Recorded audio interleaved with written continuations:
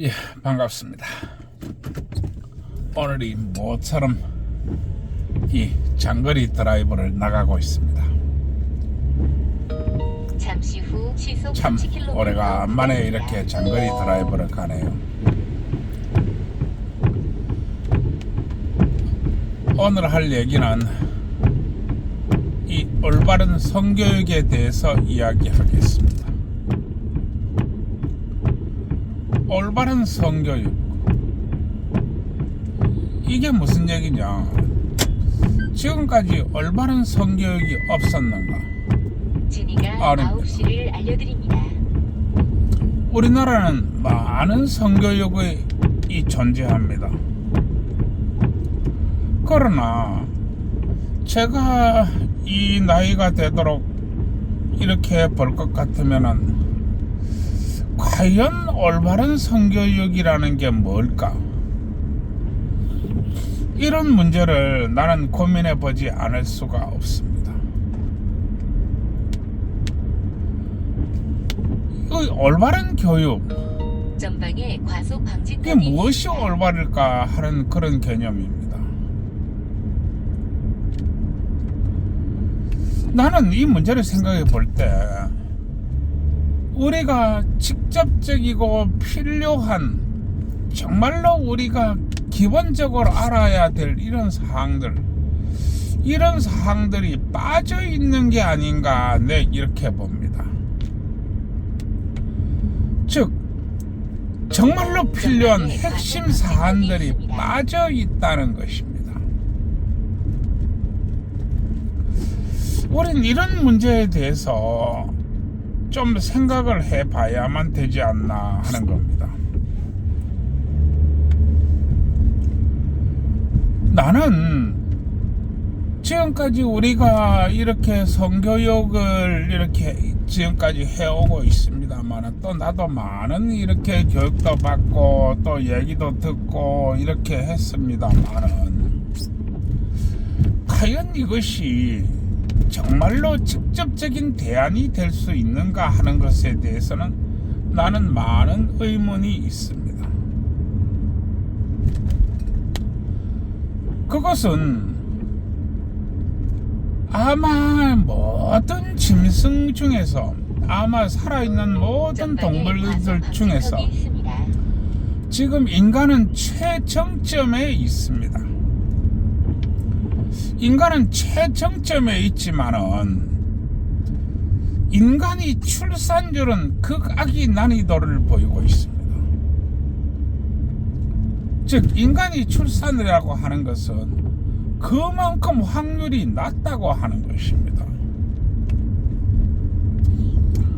이 하등동물로 내려갈수록 일이 단 한 번의 관계로서 이 임신과 출산이 이루어집니다. 하등동물로 내려갈수록 그렇습니다. 이게 왜 그러냐 하면, 하등동물은 내일이 없기 때문에 그렇습니다. 이 하등동물은 먹고 먹히는 세계가 돼가지고 내일이 없기 때문에 단 한 번의 관계로 확실한 임신과 출산이 이어져야 한다는 것입니다. 이게 하등동물의 이 임신과 출산이고 이게 관계입니다. 그런데 그게 고등동물로 올라올수록 이게 확률이 떨어집니다. 고등동물로 올라올수록 여러 번의 관계를 가지게 되어 있습니다. 그래서 임신의 확률을 높이게 되어 있습니다.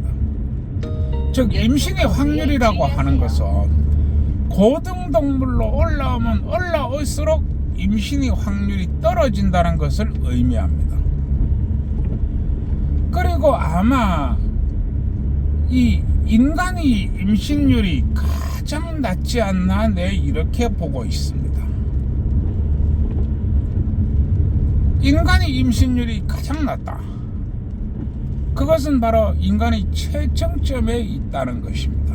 동물이 최정점 말입니다. 그런데 과연 그것만이 있느냐? 이 동물이 임신과 출산에는 발정기라는 것이 있습니다. 즉 암컷이 내가 이때는 임신합니다라고 이렇게 이 광고를 하는 것입니다. 이게 발정기라고 하는 것입니다.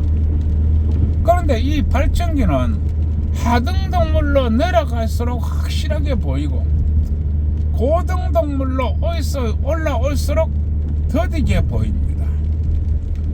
그리고 인간에게 있어서 이 발정기는 거의 완전히 감추어 주다시피 했습니다.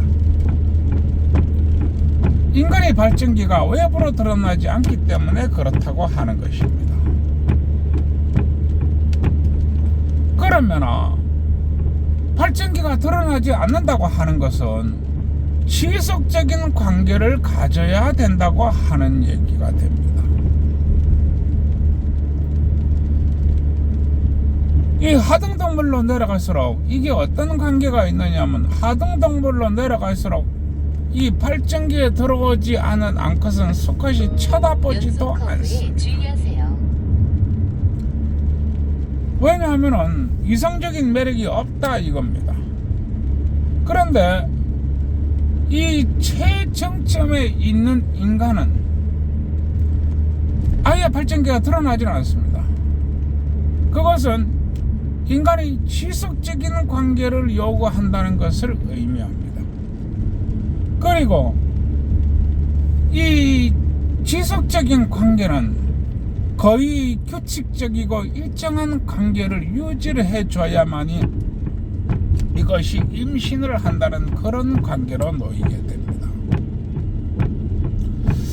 그런데 요즘 세상에서는 이 지속적이고 일정한 관계도 믿음과 사랑과 신뢰라는 것이 쌓이게 되지 않으면 임신의 가능성은 더욱 떨어집니다.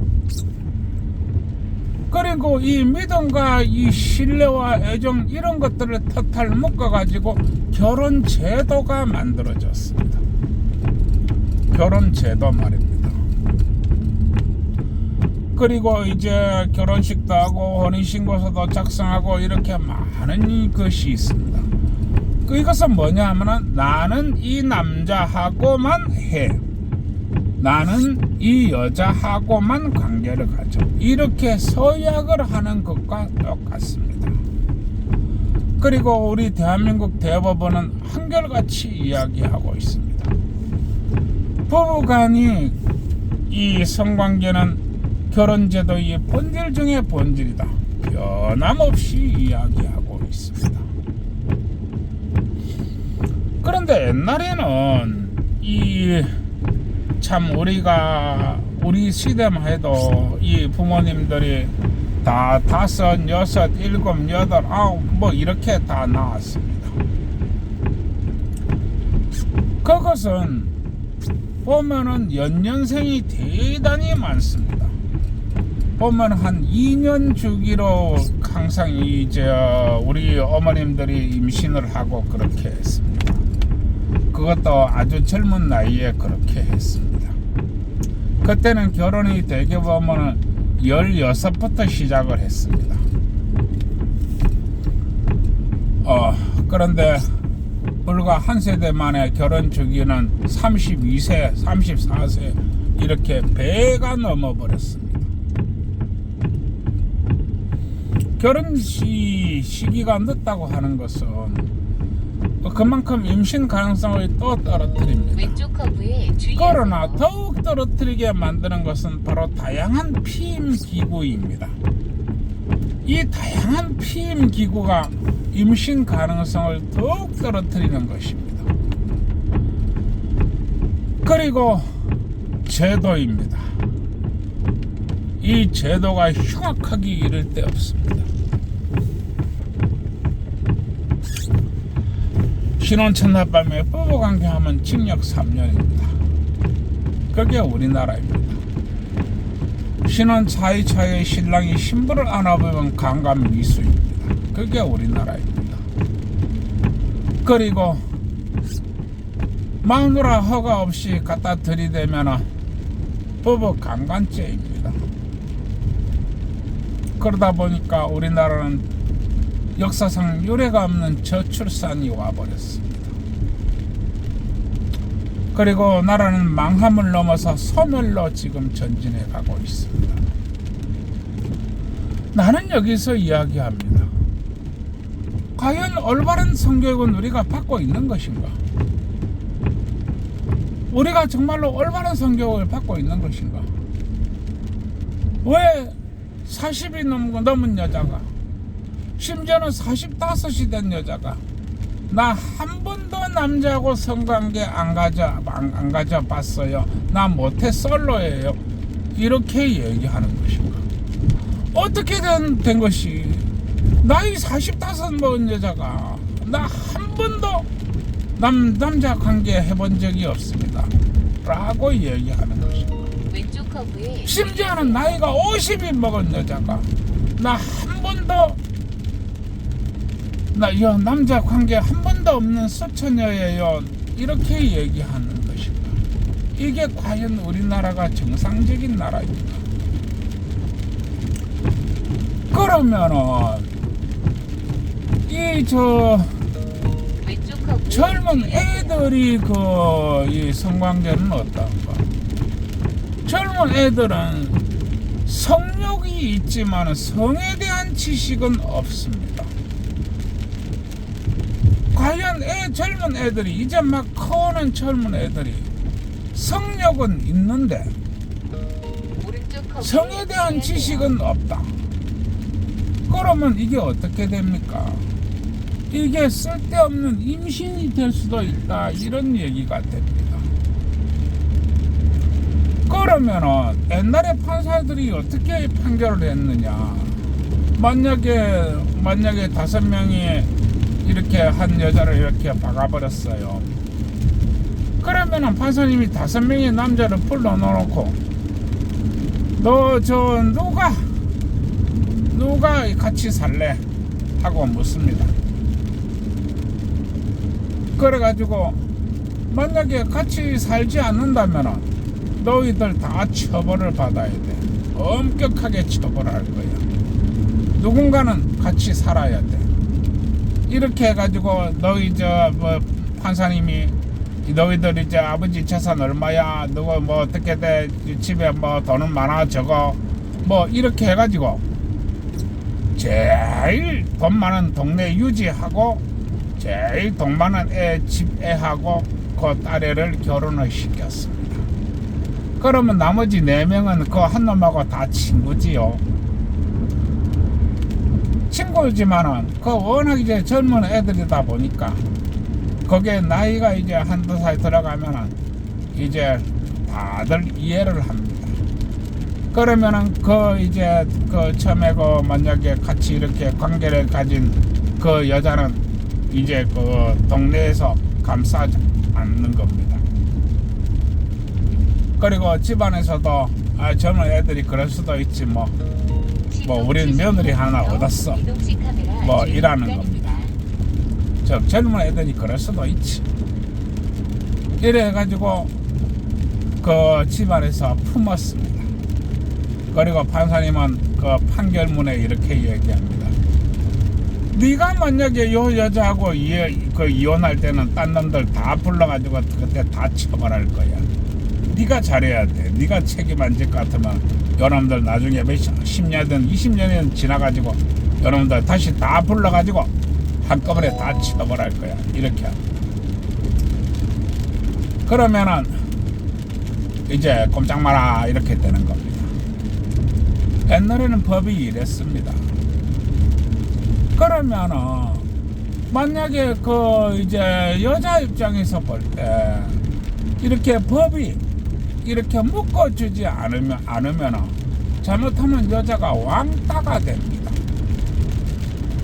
저 여자는 저 동네에서 누구누구하고 했어, 아주 참 문제가 많아, 뭐 이런 식으로 해가지고 왕따가 되거나 참 굉장한 곤란함을 치릅니다.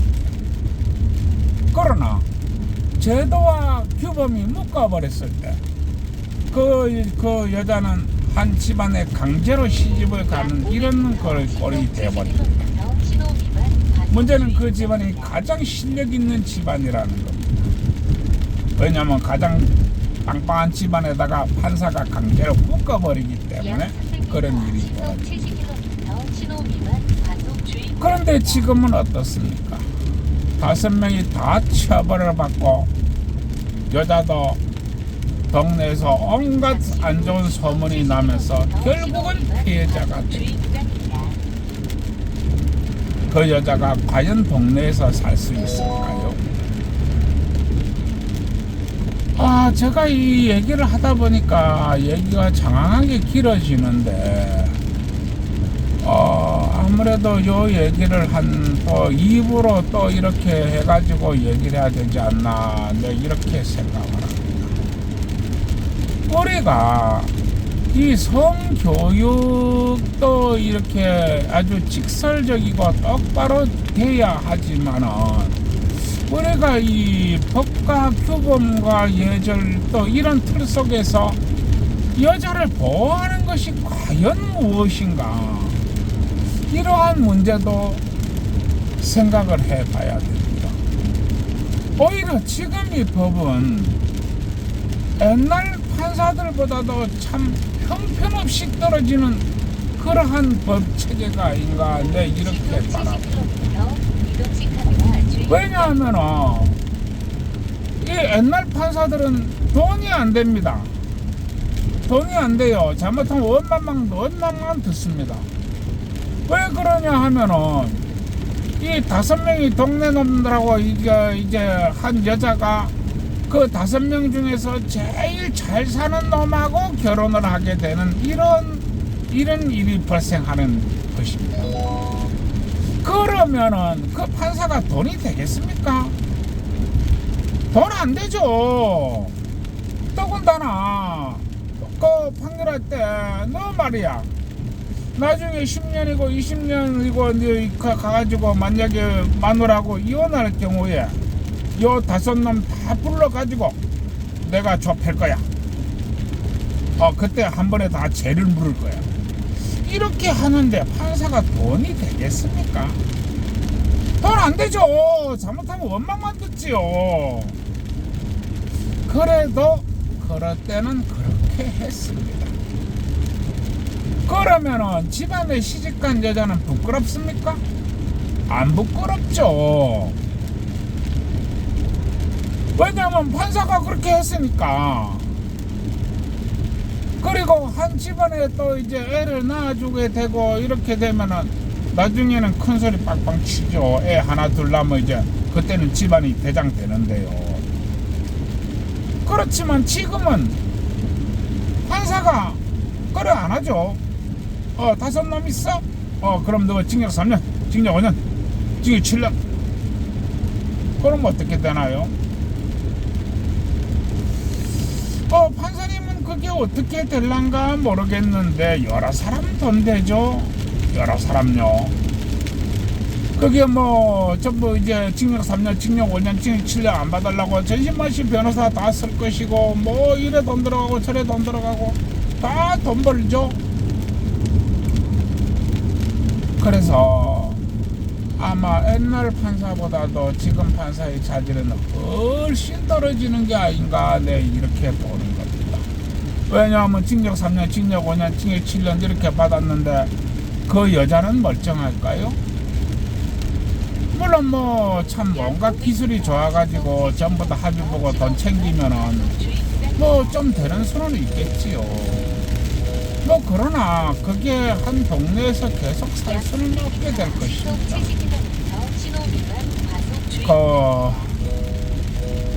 한번 잘못된 돈에 맛을 들리게 되면 그 잘못된 돈에서 빠져나온다는 게 대단히 어렵습니다. 그리고 인생이라는 먼 길을 바라볼 때 결코 옳은 길이 아닙니다. 참 그 얘기를 하다 보니까 이거 뭐 직접적인 얘기는 다음 편에서 해야 될 것 같습니다. 이 얘기가 상당히 길어지네요. 난 이렇게 내 얘기를 할 생각이 없었는데, 참, 그 문제라는, 이 성문제라는 것이 짧게 다룬다면은 짧게 다루는데, 아마 이 참 내가 말하는 재주와 말버릇이 그렇게까지 내가 이 짧게 어떻게 이렇게 다루지를 못하는 것 같습니다. 대충 끝내고 또 한 대 피우고 오늘 먼 길을 드라이브를 하려고 그러니까 가다가 다시 한번 이부를 하겠습니다. 네, 오늘 모처럼 이렇게 비도 나오고 또 어디 가기도 못해가지고 멀리 드라이브를 갑니다. 그러면 또 얘기를 해야 되겠지요. 청춘 남녀 여러분, 이 환갑이 넘은 데가 이야기를 합니다. 뭐였든지 간에 둘이 손잡고 좋은 데 놀러 다니세요. 그러고 또 지역 경제도 살리기 위해서 이 맛있는 거 이렇게 먹으러 또 댕기도록 하세요. 그러고 또 숙박 없어도 먹고 살아야 되니까 이 떡도 많이 치시기 바랍니다. 떡을 쳐봐야 이 여자가 내 짝인가 이 남자가 내 짝인가 하는 것을 확실하게 알 수 있습니다. 짝을 고르는 것은 문서로 고르는 게 아닙니다. 그리고 환경으로 고르는 게 아닙니다. 이 짝이라고 하는 것은 영의 비밀이 이야기를 합니다. 그 영의 비밀은 떡을 쳐봐야만이 압니다.